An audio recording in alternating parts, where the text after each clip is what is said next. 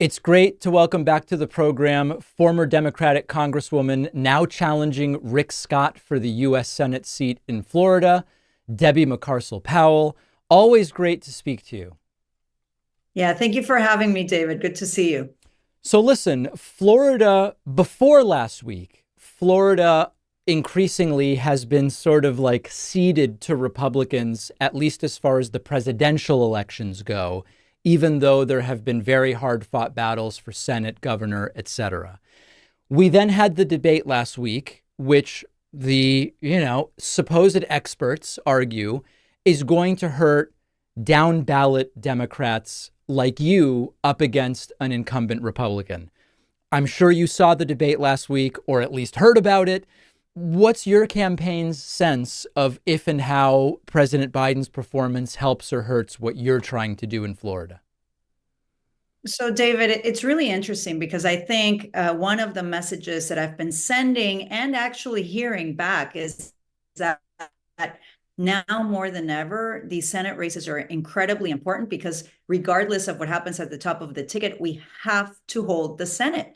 Look at what just happened with the Supreme Court, with that decision that they released this week on that opinion that a president holds presidential immunity, which is extremely dangerous. And it's up to the Senate to appoint Supreme Court justices. And so I think America's forgetting that we have three branches of government, and Congress, the House and the Senate, are Article 1 of the Constitution. And that's why one of the things that really is frustrating for me, and I'm sure for so many of us that are trying to get reelected in November to make sure that we do what's right for not just Floridians, but the American people, is the lack of focus on the importance of holding the Senate, of getting back the House of Representatives. We need to pass laws that will strengthen democratic institutions. We need to make sure that we do what we need to do to protect democracy, but at the same time, continue to work on economic prosperity. A lot of people are hurting here in the state of Florida. Families are struggling. They can't afford to pay for their rent.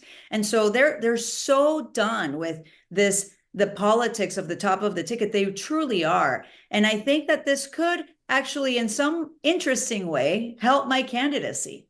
Okay, so that makes a lot of sense, but I think I only sort of got an answer, and I have to press you for one. What did you think of President Biden's debate performance? Do you think you are better off if he stays or if he goes?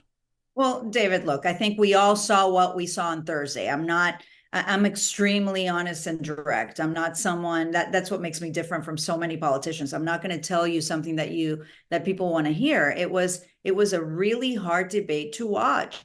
And I think that, the president is going to have to make the case for the American people. It's a decision that I can't control. It's a decision that's going to have to be made by him, his allies, his friends, and I'm assuming the party. And I think it's a moment that Democrats need to really come together and think what's going to be best for the future of this country. And so it was tough to watch. It was difficult. I've been having a lot of tough conversations with people here in Florida and across the country, and we'll see what happens. I can't control that decision. I can't control who's going to be at the top of the ticket. And I've said that since past last August when I launched the campaign for Senate. I need to control who gets elected to the Senate here in the state of Florida. Rick Scott is one of the most extreme politicians in DC, and he's also one of the most dangerous men. I mean, the man committed Medicare fraud. I mean, he wants to eliminate Social Security and Medicare. He voted to overturn the results of the 2020 election, and now he wants to be Senate Majority Leader. We can't allow that to happen. I need everyone watching right now to support my candidacy, debbieforflorida.com. I need to win the seat, not only for Florida, but for the entire country. Yeah, it's a very important seat. And like you said, I actually don't even really know what's best. I've said here are the pros and cons at this point of the game of President Biden stepping down or not. It's going to be his decision to make because he has those delegates. And those are the DNC rules. He would have to release those delegates if anything were to change. Now, as far as Florida goes, we remember what happened in Florida, Bush v. Gore in the year 2000 and the number of votes that separated them. We saw that President Biden lost Florida by only a few points in 2020, but I think it was about 400,000 votes because Florida's population is so large. The governor, Ron DeSantis, won it by 19 in the 2022 midterms, which is a very, very different story. What is the explanation for why Florida has seemingly moved to the right over the last 20 years? Well, let's start with the fact that the Republican Party here in the state of Florida has been purging voters off the rolls. When you look at the Republican voter registration between 2020 and 2024, they haven't really gained a whole lot at all. But what they've done very well is purge voters who were registered to vote by mail off the rolls, voters that didn't respond to a mail piece saying, verify that this is your address. They were purged off the rolls. That doesn't mean that they're not allowed to vote in this election. And that's the work of the party here in the state of Florida. They're going to have to make sure that those people that have been purged off the rolls know that they can still come out and vote, that they have all the information for the elections. And we have to have a very strong ground game. Florida has always been a swing state. And like you said, in 2020, Trump won the state only by 3 points, and there were no investments in 2020. There were zero investments from the Democratic Party here in 2022. And there was a lot of voter suppression tactics. If you remember, DeSantis not only gerrymandered maps, which shows that big red spot in Florida. It's not because we're not purple. It's because they drew maps, the most extreme gerrymandered maps that we've seen in this country. And what happened in October of 2022, right before the election, there were several people that were arrested for voting. And of course, there were people of color. There were felons who had restored their rights to vote. They arrested them. Of course, later they were released. They didn't find any evidence of any guilt there. And those efforts to suppress a vote have been real, and they've been very strong. This is a different cycle. It's a different election. I've been traveling all over the state, and there are a lot of people that are just so tired of this extremism coming from DeSantis and the Republicans here in the state, also from Rick Scott. This is one of the states where people can't afford to live. I mean, seniors have been forced to go back to work because they can't pay for their property insurance rates. And that mess started under Rick Scott when he was governor. So I think this is a different cycle. It's a different election. I'm a different candidate running against a man who committed fraud. I'll make sure to remind Floridians of who I'm running against and why this election is so important. So let's talk a little bit about some of those demographic shifts that you kind of alluded to. There are those right now in the Republican Party predicting a mass abandonment of the Democratic Party in November by Black voters and Latino voters. Now, I've talked to people who conduct some of this polling, and their view is there seems to be a little bit of a shift, but this mass realignment, racial and ethnic realignment that some are predicting isn't happening. But in Florida, what we do know is that Cuban Americans and Venezuelan Americans, for reasons you and I previously discussed on my Spanish show a couple of years ago, have started to take more fondly to reactionary ideas and to what, in certain states, MAGA is offering them. Now, as an Argentinian American myself, I can tell you most Argentinian Americans lean quite left. As an Ecuadorian American, you can tell us where Ecuadorian Americans tend to lean, but Cubans and Venezuelans, particularly in Florida, they seem to find an appeal in what Republicans are offering today. Am I being accurate, or am I getting something wrong? No. I mean, I think that there has been a mild shift from Latino voters here in South Florida, particularly because of the disinformation, the targeting disinformation. They've only been hearing mostly from extreme right-wing Republicans like Rick Scott, right? Like Marco Rubio, who are lying to them. I mean, they literally are voting against our allies that are trying to stop Russia. Meanwhile, Russia's propping Cuba, Venezuela, Nicaragua. Having come from Latin America, I can tell you that most Latinos that I talk to, regardless of where they're from, whether they're Cuban Latinos, Venezuelan Latinos, Nicaraguans, they are seeing what's happening with Trump and his loyalists. They are seeing a man who's trying to take over power and become a dictator, violating freedoms, violating civil rights. They know that January 6th was an attempted coup. They know that it was an insurrection.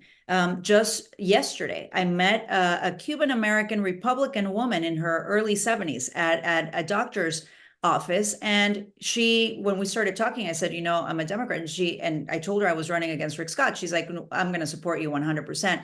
I can't believe what's happening to our party. I can't believe what's happening at the top of the ticket. Today, Cuban American Republican, also in his 70s, sent me a text that he wants to help my campaign and he wants to do everything in his power to stop Trump from being reelected. These are conversations that I'm having down here. Yes, it is a diverse population. Latinos, you have Latinos who will support the right, other Latinos that support the left, but there are a lot of Latinos that are right in the middle. And when they hear my story of someone that came here, my mom brought me here for economic opportunities, for freedom, someone that, because of my hard work and the community behind me, I was elected to become the first Ecuadorian American to ever serve in the U.S. House of Representatives. They relate to that story and they know. Rick Scott has no idea, right, what it's like to leave a country like under a military dictatorship. My family grew up in a military dictatorship. I have family in Venezuela. He has no idea. He's just using this for political points.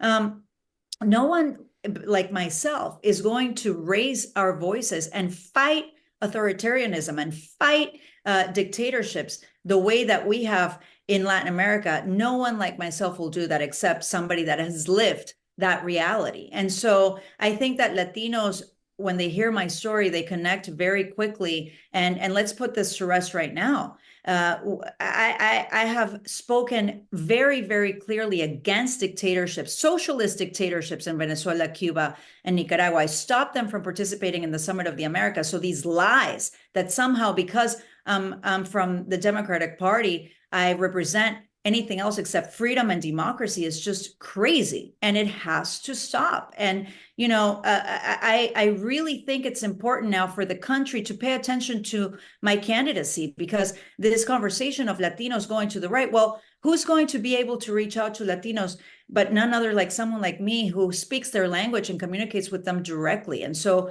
let's support Latinos running for federal office. I want to talk, if we can, a little about the role of abortion in all of this, because nationally we've seen that since Roe v. Wade was overturned, it's been pretty disastrous for Republicans. Every ballot referendum that I'm aware of has gone against them. Even districts that are historically red, when it came to some local elections after that issue, it hasn't gone well. On the other hand, it is also true that Central and South American countries are more conservative on the issue of abortion than much of the United States. Argentina only recently actually moving to legalization, if you can imagine, where you could still access abortions if you had money, but it was all done privately in, these private clinics. Is there some degree to which the national backlash against the overturning of Roe v. Wade is not necessarily happening with some of the Latino voters in Florida because they aren't too big on abortion at the end of the day? No, I've had a lot of conversations. This is not a political issue for many people living in the state, including Latinos. They understand that when government interferes in their freedoms and they start taking one freedom away, it doesn't stop there. And they also understand that having access to reproductive health care, to abortion care, is crucial not only to the healthcare of a woman, but also to the safety of women and families.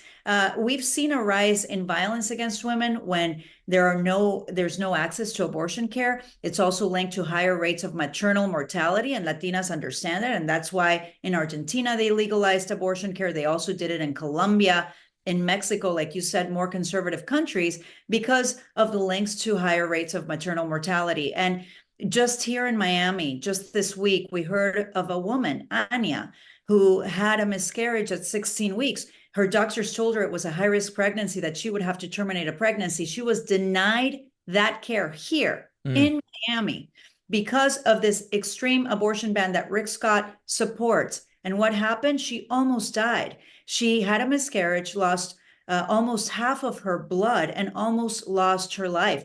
This is the United States of America. This is a country where we should be striving for better quality healthcare for everyone, including women. Reproductive healthcare is healthcare for women. And now we're living in a state where women have less rights than we did last year because of extremists like Rick Scott. And they're not going to stop there. They want to ban access to contraception. They want to ban access to IVF. This is real. When I was in Congress, there were bills, life at conception bills, that would stop any sort of access for women to have access to contraception. And so it's extremely dangerous. I think it's going to backfire on Republicans, including Rick Scott. And that's another reason why my race is not only winnable, but also races up and down the ballot here in Florida. Critically important race also in terms of preventing the implementation of Project 2025, which is a topic, another topic altogether. We've been speaking with former Democratic Congresswoman Debbie Mucarsel-Powell, now running to unseat Republican Senator Rick Scott. I really appreciate your time today, and best of luck on the race. Thank you so much.